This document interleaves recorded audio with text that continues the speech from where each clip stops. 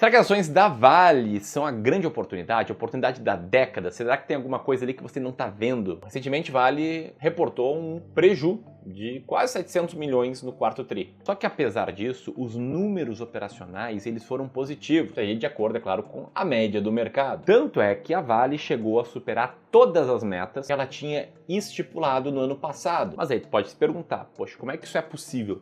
Como é que a empresa bateu várias metas operacionais e ainda assim deu um baita prejuízo no quarto tri de 2024? Será que a Vale ficou ainda mais barata? Ou será que é uma value trap? Será que é uma cilada? Será que você tem que passar longe dessas ações? Enfim, é exatamente isso que eu e meu sócio Felipe Almeida queremos te responder nesse vídeo, então presta muita atenção no que a gente vai te contar aqui, já deixa o dedo no like e bora pro conteúdo.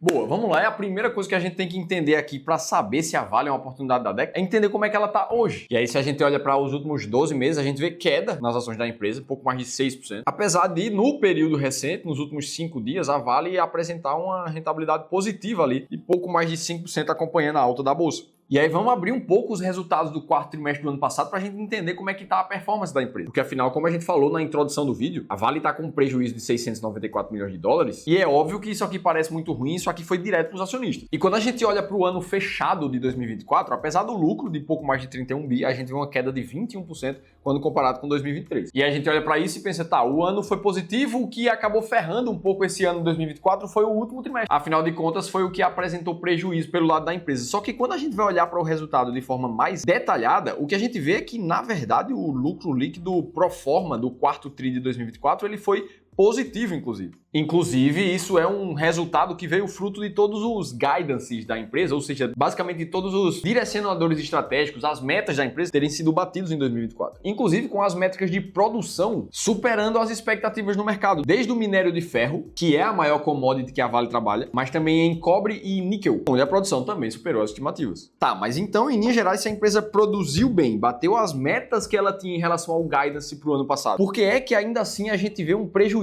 de pouco mais de 872 milhões de dólares? Será que existe alguma coisa escondida por trás da Vale que pode atrapalhar a performance dela no futuro? Bom, é isso que eu quero parar para te explicar. Por que essa distinção tão grande no prejuízo? Até porque, como eu sei que tem muita gente que considera a Vale como uma grandíssima empresa brasileira, que por ser conhecida, por estar aí há muito tempo, muitos investidores já acabam considerando ela como uma grande oportunidade nessa década. É justamente aqui que mora um perigo muito grande de muitos investidores que investem sem estratégia nenhuma por trás de escolher uma empresa. Que foi o caso, inclusive, de um dos investidores que passou por nós aqui no Clube do Valor e só nas ações da Vale tinha um patrimônio de cerca de 700 mil reais. E o fato é que essa era uma das maiores posições em concentração da carteira de ações dele. Só que nesse momento, depois de passar por um ano de queda nas cotações, ele não tinha clareza absoluta se ele deveria comprar mais ações da Vale, esperar um pouquinho mais, ou realmente passar a vender para buscar outras oportunidades melhores na bolsa. Até que esse cara aqui conheceu o que a gente chama de sistema de alocação estratégica, que é a única forma possível de você ter sempre 100% de certeza de quando você deve comprar um ativo, de quando você deve vender e como fazer isso. Isso independente do que esteja acontecendo com o mercado ou o que você acha que vai acontecer. Então, se assim como esse cara, você também precisa de ajuda para ter acesso a uma estratégia que é responsável por quase 94% do sucesso dos investidores no longo prazo, aí eu te convido para participar de uma sessão de plano de investimentos gratuito com um dos nossos especialistas treinados aqui do Clube do Valor, onde a gente vai dedicar 1 hora para o teu caso de forma individual e específica, levando em consideração o teu contexto patrimonial, os teus objetivos financeiros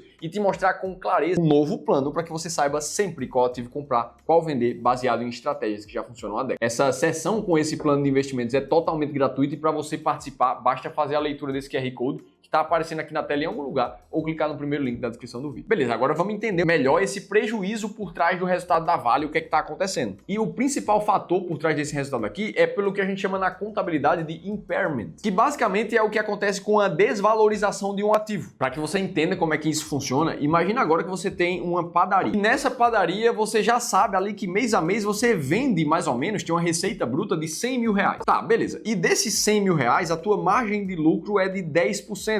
Ou seja, a cada 100 mil reais que você vende, você fica com um lucro líquido de mais ou menos 10 mil reais. Beleza, 2024 foi todo assim. Quando você vai fechar o ano, você tem 10 mil reais de lucro por mês, ou seja, isso vai dar ali 120 mil reais de lucro no ano inteiro que você colocou para dentro do caixa. Agora, imagina que ao fechar o ano de 2024, você recebeu a visita de um auditor especialista que vai avaliar quanto é que vale aquele prédio que está sediado à tua padaria. Afinal de contas, ele é seu, ele faz parte do balanço da empresa. Ora, imagina agora que esse prédio ele valia valia R$1 milhão lá em 2023, mas por alguma avaria, alguma coisa diferente, alguma mudança no contexto do imóvel, o cara que foi emitir o novo laudo técnico do novo valor do teu imóvel disse que ele não vale mais R$1 milhão.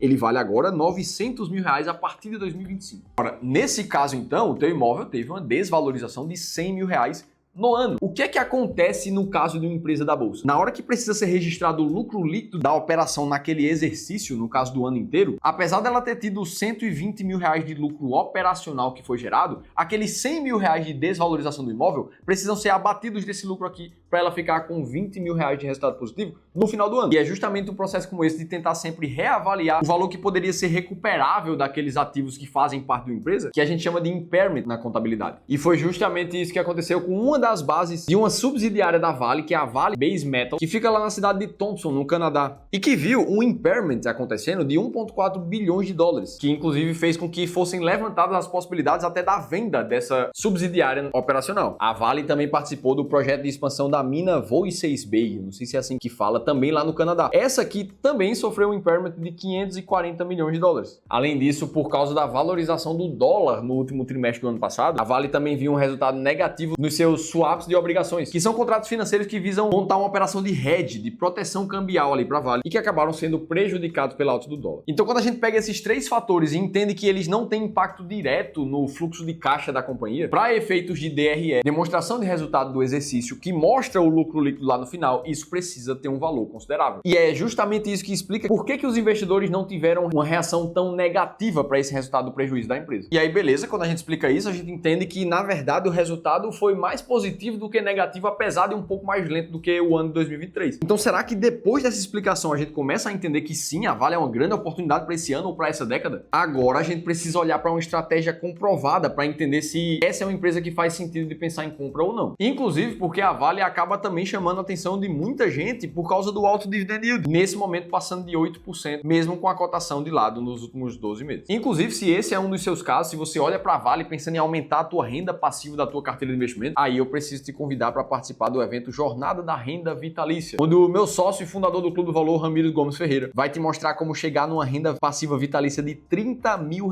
por mês, usando o que a gente chama aqui na empresa de terceiro ponto de alavancagem patrimonial. O evento vai acontecer de forma 100% gratuita nos dias 24 e 25 de março. As inscrições já estão abertas. Clica aqui no link da descrição do vídeo para você participar. Dito tudo isso, para a gente entender se a Vale está num ótimo momento de compra, o único caminho possível é considerar uma estratégia que seja baseada em fatos, nos dados que a empresa já divulgou. E quando a gente vai procurar empresas que estão com preço muito barato na bolsa e que assim, por consequência, acabam apresentando um potencial de valorização muito grande no médio e longo prazo, a gente olha para algumas métricas específicas para fazer isso. Uma delas, inclusive, é o famoso EV/EBIT, que nesse momento, para a Vale, a gente vê que ele está abaixo da média da empresa, mas num patamar muito próximo ao que já estava nos últimos 2-3 anos. E é esse número que a gente usa para encontrar o famoso Earning Yield. Nada mais é do que uma medida que compara a capacidade de geração de caixa de uma companhia com seu atual valor de negociação no mercado. Juntando o Earning Yield com esses outros 5 filtros que a gente passa nas mais de 300 empresas disponíveis para negociação na Bolsa de Valores, a gente chega nas 20 empresas mais baratas da Bolsa. Essas 20 que no passado apresentaram um potencial de retorno muito maior do que a média, mostrando que sim, comprar empresas baratas na média te leva a um resultado muito maior do que a média. E quando a gente olha para a Vale nesse momento, o que a gente encontra é a companhia com um earning yield de pouco mais de 18%, colocando ela na posição número 27 do ranking das ações mais baratas da bolsa. Como o foco da estratégia é olhar somente para as 20 primeiras, nesse momento a Vale não é uma ação barata o suficiente, porque tem muita gente mais barata do que ela. Dito isso, a gente corta todas as narrativas, todas as possibilidades de tentar prever o futuro e a gente se baseia em estratégia comprovada, com base em fatos e sistemas. Pode ser que a Vale se torne uma belíssima oportunidade, mas o que mostra essa estratégia aqui é que esse não seria o momento. Agora, se você quiser entender por que a próxima grande crise que a gente está prestes a viver pode ser pior do que a de 2008,